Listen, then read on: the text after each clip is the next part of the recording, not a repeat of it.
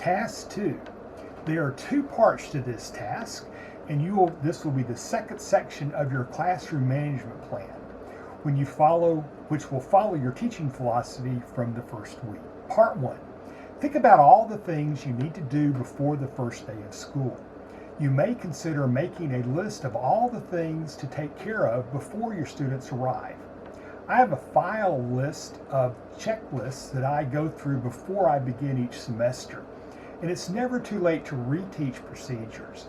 If something is not working, reteach it repeatedly until it becomes a routine habit for your students. You may consider developing your own checklist of supplies, seating charts, posters of classroom rules, and other items to have in the classroom before day 1. This would be a part of your classroom management plan that you would begin to review in July as you're ready for school to begin in August. You will find plenty of ideas in the textbooks. And part 2, think about how you would open the first day of school. Plan your agenda on how and when you plan to teach classroom routines to your students. And don't assume your students already know this, for they may or may not know how to act. Some good advice I received when I was first starting teaching was to don't assume your students know anything. Teach them the proper way at the beginning of the year and then reteach as needed. And again, it is never too late to reteach a procedure.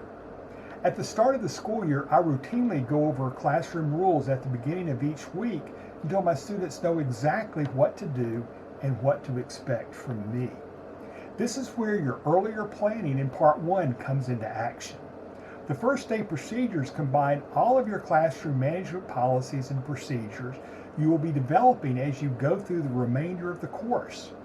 You would be advised to come back and look at the section to see if you need to add or change anything before your final submission.